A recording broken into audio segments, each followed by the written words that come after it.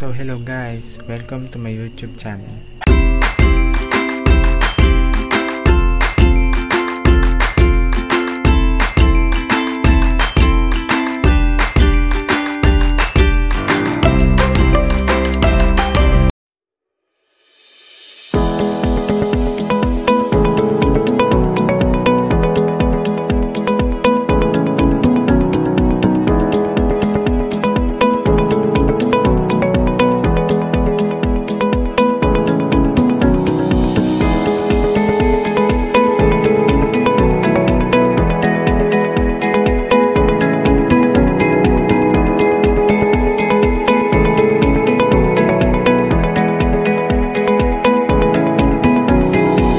For today's video, we will talk about program iteration control structure.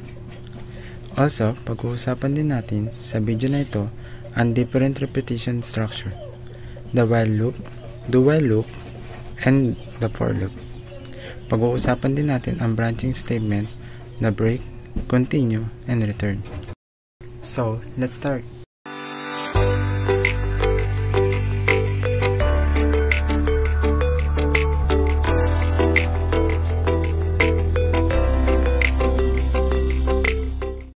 Ngayon ay tubako na tayo sa ating discussion. Our learning objectives: define what is iteration control structure in Java, differentiate different loop types, give some example, explain the three branching statement, and lastly, understand briefly what is iteration control structure. So, ano nga ba talaga ang iteration control structure?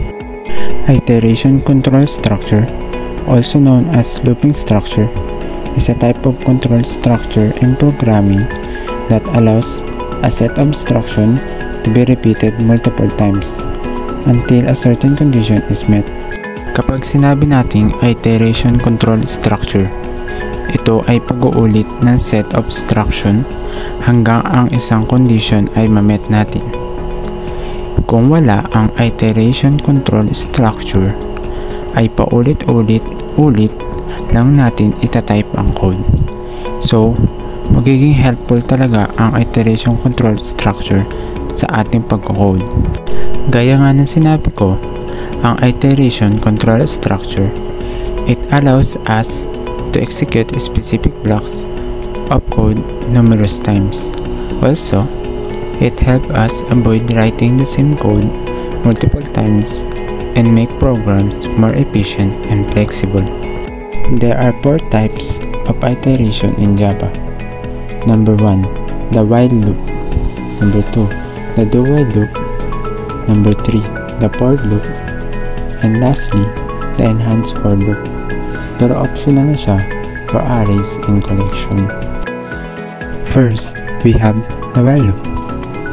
Ginagamit natin ang while loop if hindi natin alam kung ilang beses uulit ang code.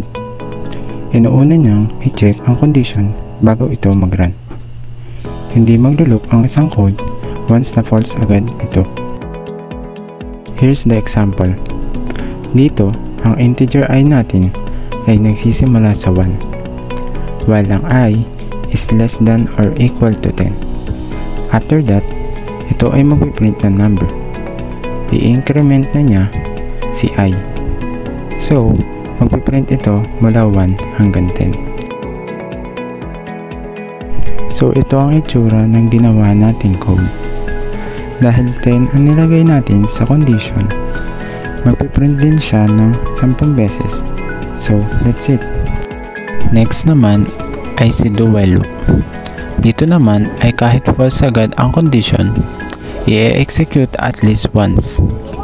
Ito ay same lang sa while loop, pero dito, chinecheck pa rin niya kahit false agad. So, magbibigay tayo ng example. Here's the example. Mapapansin na halos same lang sila ni while loop. Pero dito, kahit false ay ine-execute pa rin niya ng isang beses.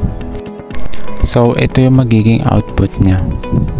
Makikita na halos same lang sila ng while loop. Next naman ay si for loop.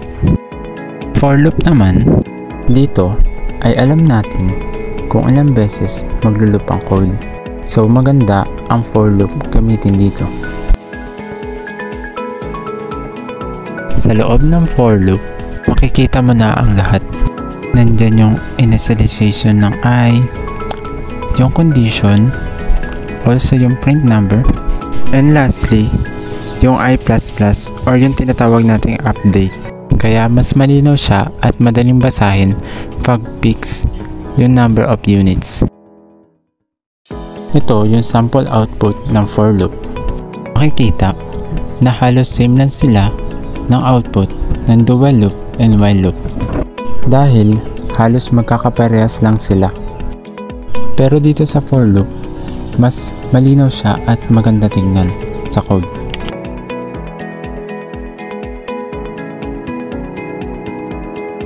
Dumako naman tayo sa branching statements. Ano nga ba ang branching statements? Branching statement breaks and terminate the loop and transfer the control outside the loop.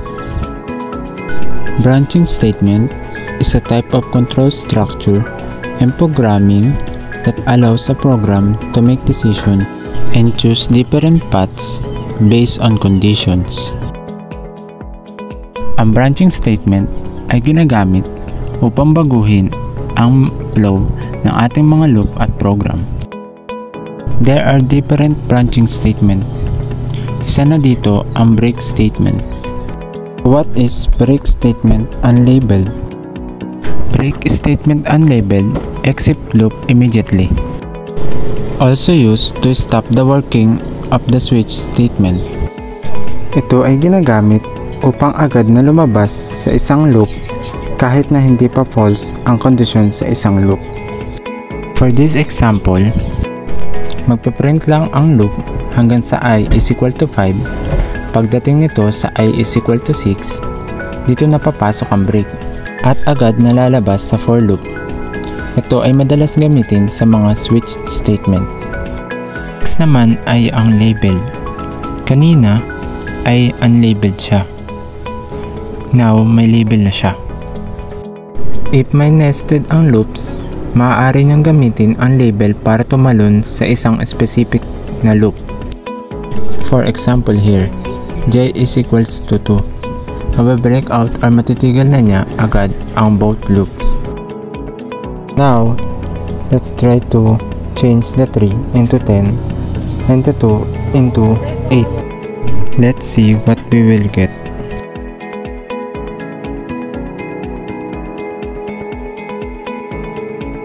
Now, let's run the program. See, it ends with number 8.